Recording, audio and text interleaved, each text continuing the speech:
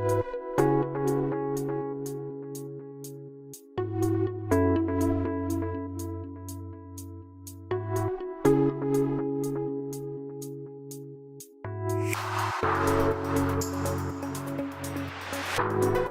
back to Frederick Advice Givers, episode 150. I'm Eric Verdi, sitting here with Chris Sparks at Sherlock Den. We are in the heart of downtown Frederick in one of 3 escape rooms in Frederick. Chris owns one location here. He's got a second location. He's been in business for a few years now. Excited to have him on Frederick Advice Givers. Entrepreneur, business owner, all-around energetic guy. He's really passionate about what he's doing here, which is kind of cool. We got a behind-the-scenes tour of some rooms that are just now getting released. His second location, where you're going to see B-roll throughout the interview, has been in operation for how many years now? Since late 2016. Okay, so almost 2 years now. Yeah.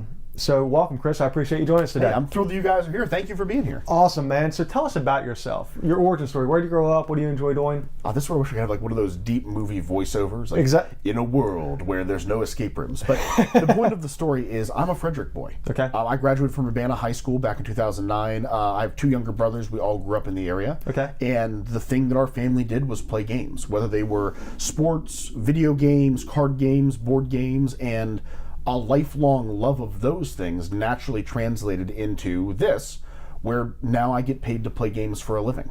Awesome. It's a complete dream come true. So you grew up in the Frederick area. You went to Urbana. Did you go to college? I did. I went to Carnegie Mellon University up in Pittsburgh, okay, which was fantastic because it's a very prestigious school. Well, thank you very much. The thing that I loved most about it, aside from the education and the degree, was there were so many passionate people there. Right. No matter what it was, whether it was related to medicine or the sciences or robotics or anything in between, they showed me that one of the greatest things that we can do is follow our dreams. Mm-hmm. And I took that to heart. So did you do anything after college before opening the escape rooms in 2016? I did. I actually bounced to Alexandria to be a leadership consultant with a startup. Okay. For about a year. And then after that, I moved back to Frederick and was a professional youth minister at one of the local Catholic churches. Very cool. Oh, yeah. So what prompted you to open an escape room? What kind of research went into it, and how did you figure out the demographics? Frederick is ready for an escape. That's tough to open a brand new genre of a business in a location, because were you the first one? The very first one. Okay. In fact, when we went and pitched this idea to the safety folks, the fire marshal and the city planning department, mm-hmm, they stopped us mid-interview and they said, "You think people are going to pay you to be locked in a room for an hour?" We said, no, absolutely, absolutely. And it took weeks for them to give us a permit because they just thought our idea was so far-fetched. And now 2 years later, this is the hottest entertainment industry in downtown Frederick. We've won Best of Frederick, got awards out the wazoo. This is the place where people come to have a good time downtown, and it almost didn't even happen. Okay, so I've heard a lot about escape rooms. That people go, they spend hour and a half, whatever it is. So give us the premise. I haven't been yet. Mm-hmm. After today, we should fix that. By the way, we should. After today and getting the tour behind the scenes, I definitely want to do it. So, give us a premise of the escape room. So it depends on what games you played as a kid. Okay. If you played a lot of board games, the best way to explain an escape room is that you're in a 3D version of Clue. You go into this room; it's filled with riddles and puzzles, and each one works together. So as you solve one, you get to the next one, mm-hmm, and to the next one, so on, until either the clock runs out after an hour or you're victorious in your mission. If you didn't really play Clue growing up, the best way to explain it is you're the main character in a crime movie or an action-adventure story, and your story plays out in 60 minutes, and you have a job to do, finding lost pirate treasure, finding the Holy Grail. You have to work together as a team, use your wits to find your way to success. And how many people are in a room at a time? We advertise for 6, but we can go up to 10 with permission from the group. Okay.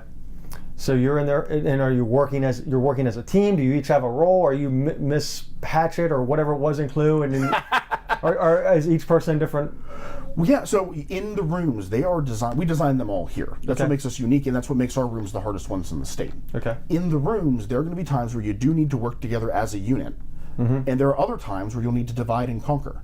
The room kind of flows like that. Sometimes you solve something on your own and you bring it back. Other times you all have to work together to figure it out, to make sure that people are entertained for 60 minutes. Okay. And you said it's like going to a movie. Well, the booking is a lot like going to a movie. Okay. What people usually don't understand is with these rooms, imagine when you're booking them that you're going to see a movie at a movie theater. You go onto our website, kind of like going to Fandango, and there are 6 spots available. If you and I were playing just the 2 of us and we booked 2 seats, that means it is possible for 4 strangers to join you. Okay. If we want a private showing, just like in a movie theater, if I bought every single seat in the theater, that show is just me and my group. Okay.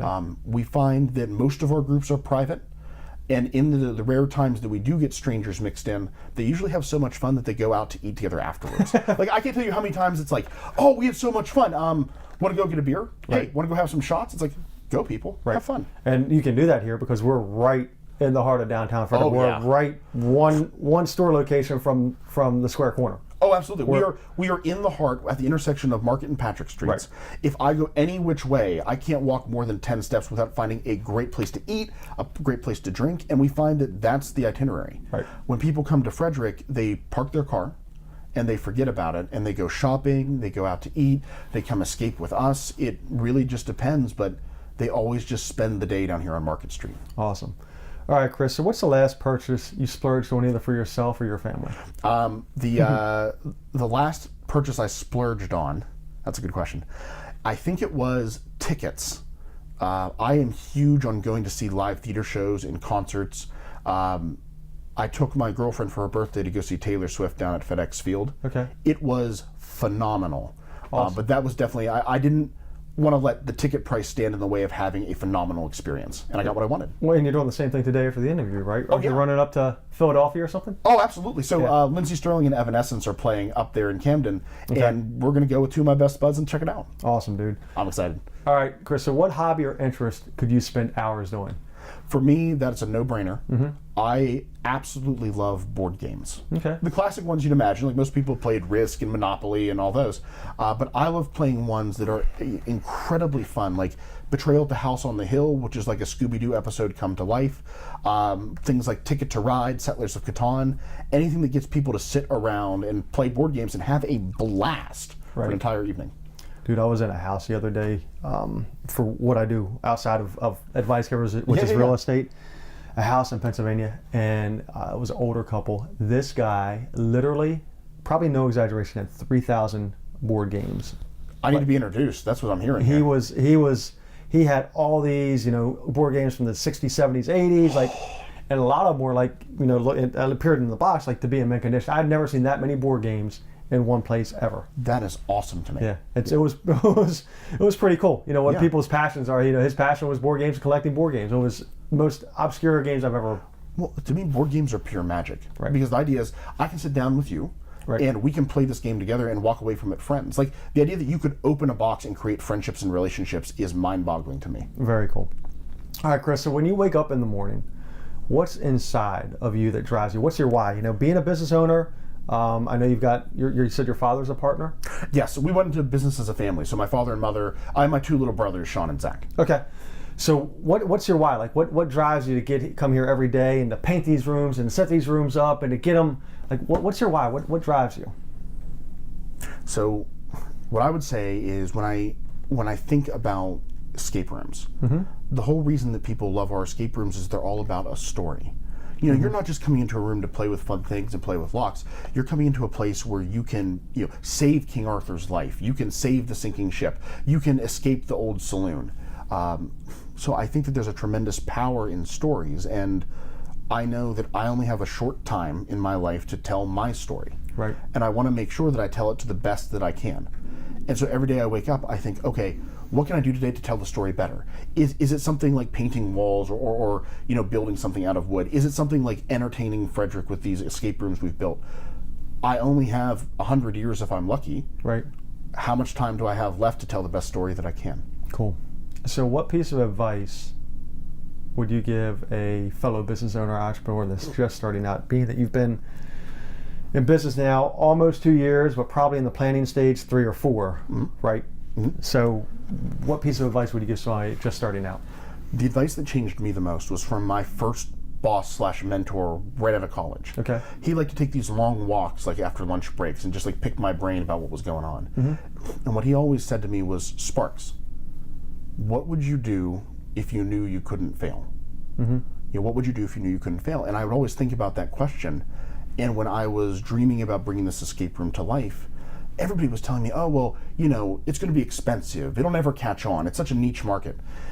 But then I thought, well, if I couldn't fail, what would I be doing? Right. And I'd be sitting right here with you today in this business that we've built, dazzling downtown. Awesome. And I hope that everybody finds a way to apply that question to their own life, because it worked wonders for me.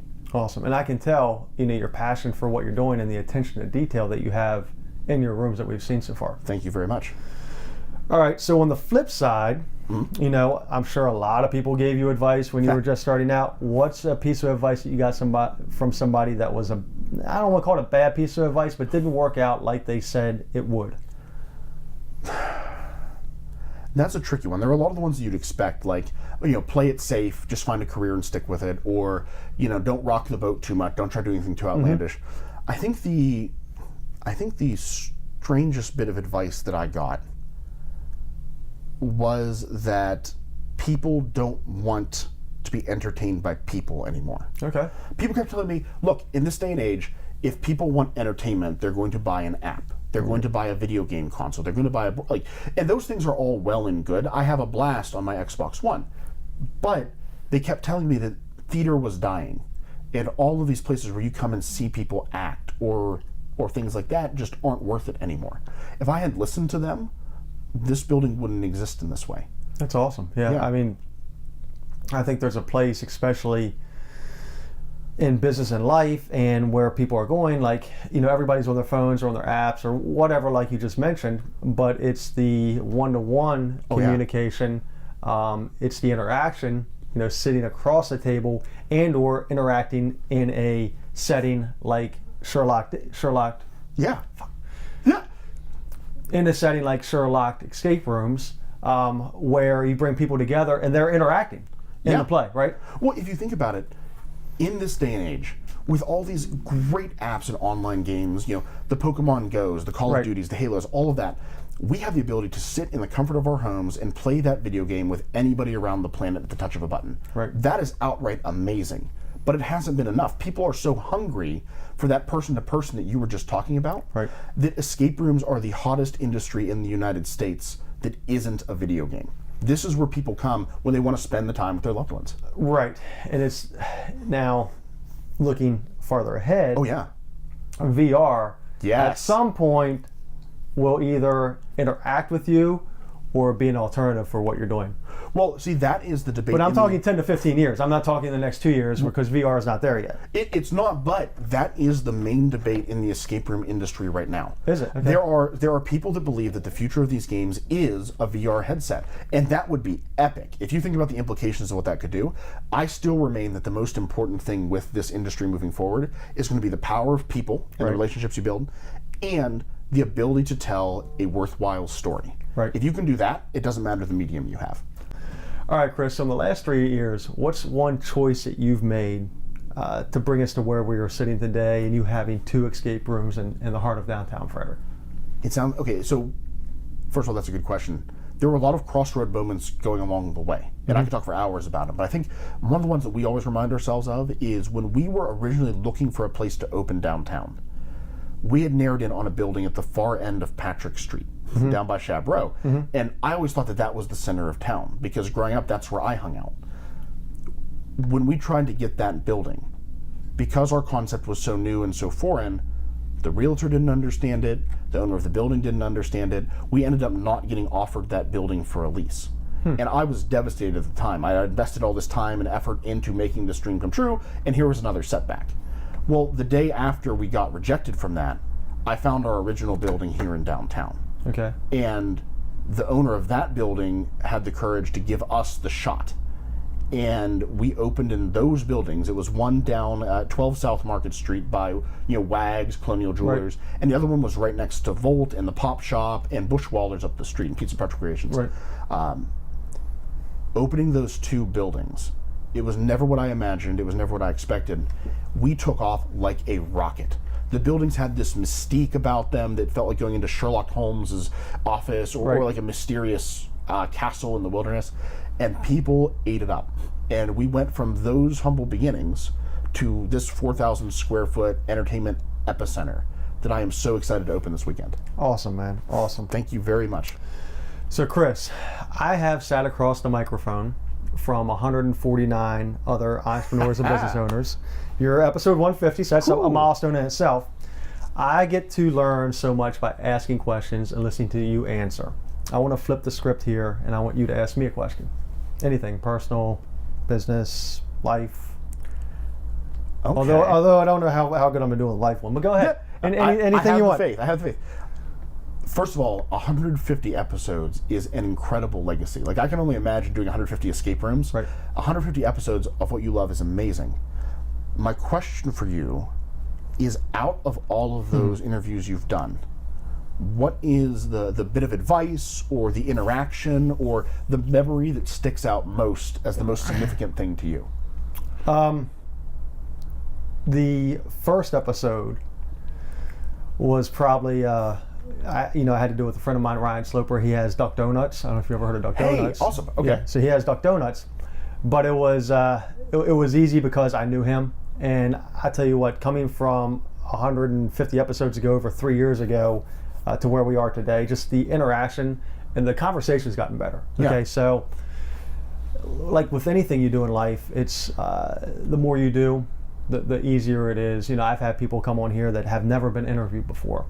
And probably the biggest joy that I get out of doing Advice Givers is at the end of the interview, they're like, man, that was much easier than I thought. I was all nervous, I was up all night, and I was researching, I was doing all of this. And then we just sat down and we talked. We just shared a story. And I tell everybody, like, in the pre-interview, it's like, we're sitting down at Bushflowers with a brew pub, having a beer, man. It's just us talking. The one kind of central theme through the podcast, through the interviews, is the guests that have a passion, a passion for what they're doing, are the ones that have the most success. Now, the most success is not always monetary. It could be a lifestyle. It could be they're helping others. It could be they're making a dent in the community. It could mean they're leaving a lasting legacy. But those that have the passion about what they're doing, the profession they've chosen, the industry they've chosen, those who have the most passion are the ones that, in my eyes, are the most successful ones. So that's a central theme throughout. There's an incredible power in passion. Exactly. And thank you for giving advice to me. I'm flattered. Yeah, Thank you. so you grew up playing board games and wanting to bring that to life, and I can tell that's your passion. Like you're going to be successful no matter what because of the details that you have, the passion that you have, your enthusiasm for what you're bringing to downtown Frederick. I really appreciate that. That's incredibly kind of you. Thank you. That's cool. All right, so before I go to the last two questions. Yeah. All right. So have you ever been on radio? I have been on radio. I did some radio in college. A theater? Okay. So you've got a radio. So we interviewed, was Pat with WFRE? Yeah, I know him. Do you know Pat? I do know Pat.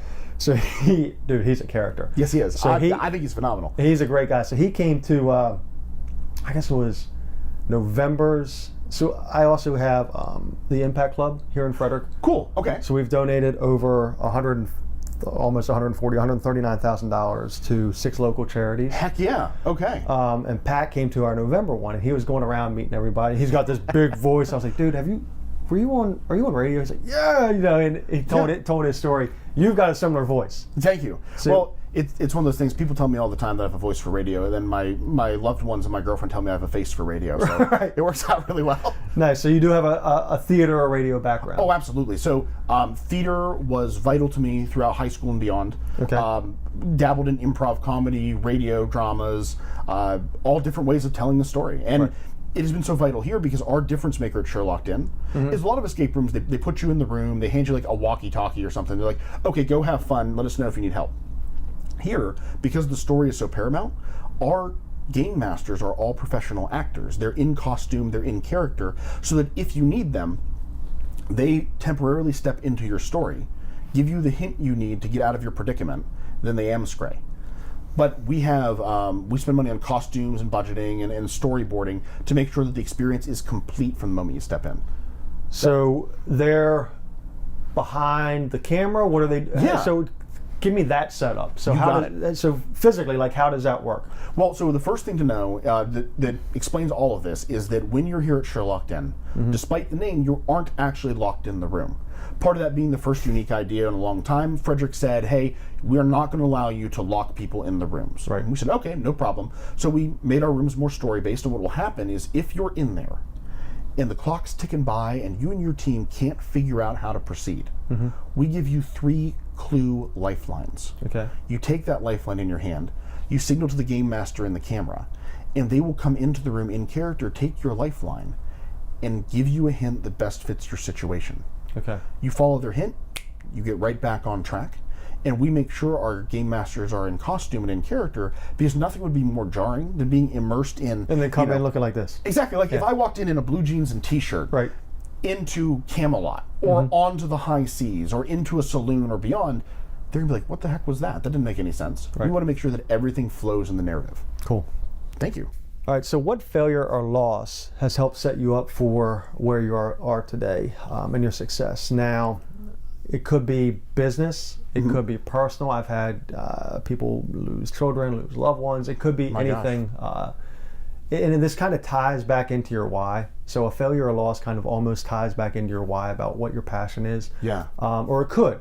So what failure or loss has helped set you up for what you're doing that you enjoy today? Okay. I told you that's a good question. That's a fantastic question. First of all, my condolences and sympathies for those people that had to share such heartbreak. The heartbreak in my story is, I went to high school like so many of the other youth around here, and graduating in 2009, just like it is today, there's this tremendous pressure to go to a 4-year school, get your degree and all that. So I did what I needed to. I went to school, got my degree. When I graduated, I was all excited and all proud because I got this nice consulting job down in DC. I'm graduating with a politics degree, so being in DC, doing this consulting, it sounds exactly like what you're supposed to do. Like the shiny resume, checking all the boxes. Get an apartment, check. Get a car, check. Have a girlfriend, check. Get a good job, check. Not necessarily in that order. Right. But here I was, and I thought everything was completely great. And the job was absolutely killing me. The company had a noble mission, but the enthusiasm for that mission really only lived in the top brass. For the rest of us, it was a lot of long hours, brutal hours, grinding away making PowerPoints or answering emails at the wee hours of a Sunday morning. And I found that my enthusiasm in that job came from the times when I would host the team building events for our clients. Okay. Really playing games with the clients, team building exercises like you'd imagine in a low ropes course. Right. And my failure was that even though I was working my heart out and doing what I thought was the right thing to do, I was fired from that job. They gave me a great reference. They gave me a generous stipend to make sure that I was okay. They gave me a positive reference, but they could tell that I wasn't aligned with the mission. And to be a year or two out from college and to be terminated, especially with the track record of success I thought I'd had up to that point, I was like, oh gosh, here I am. Right. I have no job. I'm looking to find some way to make ends meet. And it was from that wreckage that I took the job as a professional youth minister. Okay. And I found that in that field, not only did I understand the mission more, being Catholic, but I was able to teach the kids incredible life lessons through games and through doing things together. And it was falling back in love with the community that I grew up in by being a youth minister that made me realize how great something like Sherlock Den would be to all these families out there with kids that wanted something to do that didn't involve your cell phone. Okay. So if I hadn't been fired, there is no way that I would be here right now. And I count that as a tremendous blessing. Awesome. That's a good story. Thank you. I like that. It's surreal to think about. Thank yes, you. it is. Chris, so where do you see yourself in 3 years and then in 10 years? So first of all, I intend for this to be the last job I ever have. Okay. The idea that you could get paid to do your passion. Right. It's perfect. Like that's the dream come true. So 3 years from now, I want to be open in no less than 3 cities, if not more, on the Eastern Seaboard with a Sherlock Den escape games. Okay. I also have some other ideas in entertainment that I want to bring into that to really build like this empire of entertainment that spans across the country and eventually across the globe. And what were you telling me on the way up in the elevator? You wanted to be Yeah, well, no, I was on the way up in the elevator. The idea is that when you come here, you're here to be entertained. You're leaving Frederick behind as you travel 3 stories up this elevator. We want to be the Disney World of Frederick. Right. And selfishly, my hope that in 50 years, they'll say that Disney World is the Sherlock Den of Florida. You got to have ambition. There you go. I love it. Yeah, thank you. So I want to make sure that within 10 years, we've built this environment, this company that delights people. Okay. And we're off to a good start. Awesome. So, where are we located? How would our listeners and viewers find you? How would they book a Sherlock Den experience? What do you call it? We call it an escape adventure. Okay. But I'm going to call it an experience. hey, perfect. A Sherlock Den experience. So give us that information. For those of you watching, if you want to come get in on the fun here at Sherlock Den, we are located at 5 North Market Street, right in the heart of historic downtown Frederick. If you want to come, you can either call us at 301-662-6356, and one of our game masters will be happy to assist you. Or, like most people, you can check us out at www.sherlockden.com. That's www.sherlockeden.com. And from there, if you follow through our site, you'll have the ability to book your own escape adventure, escape experience, to make sure that you have the time, the story, and the number of players that you want. And if for any reason you're looking on that site and think, I need more people, or I want to bring my company and I need to bring 20 people, 30 people, we do that all the time. So if there's anything we can do to help you, to set you up for success, just reach out. We're standing by. You can email us at escape@sherlockden.com as well. Are you on any social platforms? Oh yeah, we have active Instagram and Facebook accounts, and then we always appreciate reviews on Google and TripAdvisor. Awesome.